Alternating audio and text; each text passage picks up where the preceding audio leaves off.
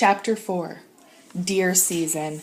The time for the taking of meat, the time for the giving of death to the deer for the taking of meat to get through the winter. John did not think of hunting in the normally accepted manner. Once a man came up from another state to go deer hunting, and he talked of why he hunted. He talked of how it made him more of a man to hunt and kill a deer.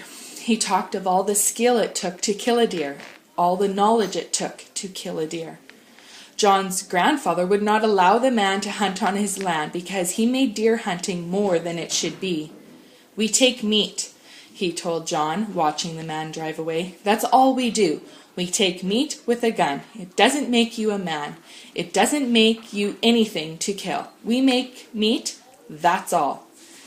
And that's how John thought of hunting, a way to put meat up for the winter.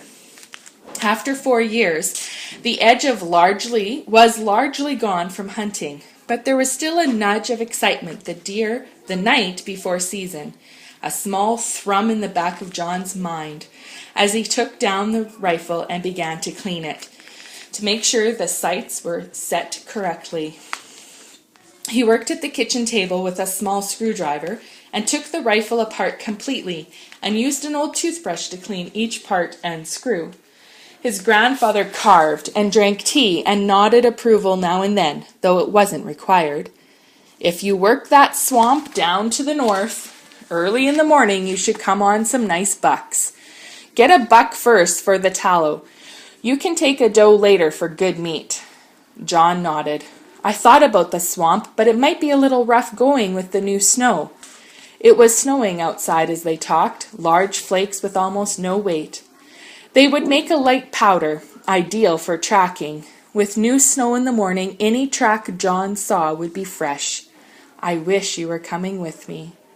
"Not this time. I'll take a year off." His grandfather's hand stopped carving for a moment, and he looked out the window. "I'll pass this year. I've had plenty of hunting." John felt his eyes moisten and fought the feeling down. "Well, I'll make meat all right, but you know it's just more fun with you."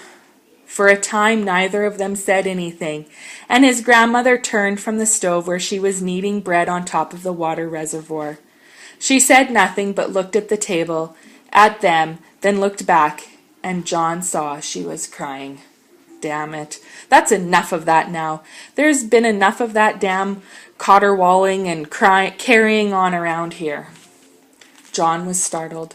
Rarely did his grandfather swear, and never in the house. He put the parts of the rifle down and sat still. "What's happening to me happens to every single human being on the face of this earth. Nobody gets away from it. Nobody. So quit all this misting up and raining, and let's all get to business at hand." He sat still, very still, and stayed looking out the window, as if he might have been talking to the world, though it was dark and nothing showed but flakes now and then as they came into the glow from the table lamp. John's grandmother looked at his back for a full 10 seconds and then fled from the room crying, and John waited another half a minute before picking up his rifle and starting to clean it again, though it was clean enough. His grandfather sighed. "I didn't do that well, I'm afraid. I meant it to come out better, come out nice. But you see what I mean, don't you?" John nodded. "Sort of. It's just that, well, you know. It's you this time, not somebody else. And when it's somebody close..." He let the thought trail off. "I know, but that doesn't change anything, does it? It still happens. That's the one fact that holds true about this sort of business. No matter what you do, you can't change it. It's coming." How strange it is, John thought, for him to talk about it this way. He's talking about his own death, his own end, the end of him. "When I was young, I used to think it couldn't be." The old man started carving again, looking down at the wood in his hands. He was making a workhorse that would go on a small sled which he had yet to make. The chips and shavings curled off and dropped on the table, and when he had a small pile of them, he carefully scraped them together and got up and put them in the wood stove. Then he started carving again, gentle curves coming off the soft, clear pine. But I was wrong. For a time there was silence, John staring down at the rifle on the table, his grandfather carving. Before they spoke again, John's grandmother came back. Her eyes were moist, and some hair had loosened from the gray bun at the back of her neck. She stood over the stove, but there was nothing to cook, and she was just waiting. "I'm sorry, Aggie," Clay said, still carving. "Sometimes I lose control, and I'm sorry." "Don't be silly."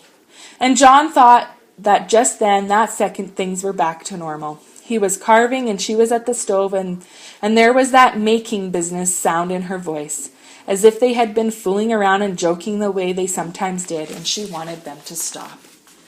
"You bring the liver home when you get a deer, hear?"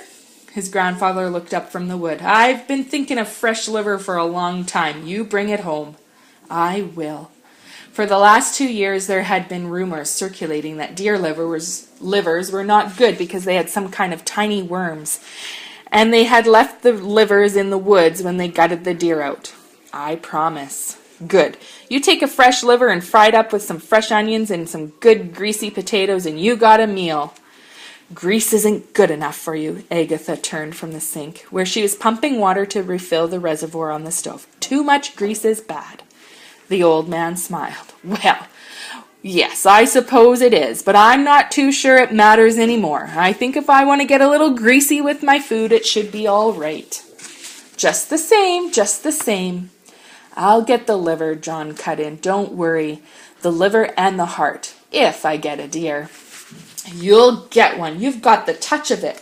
Some people hunt and never get a deer, and some go out and get one every year. You'll get one just the way I always get one." "I wish you were going out with me this year."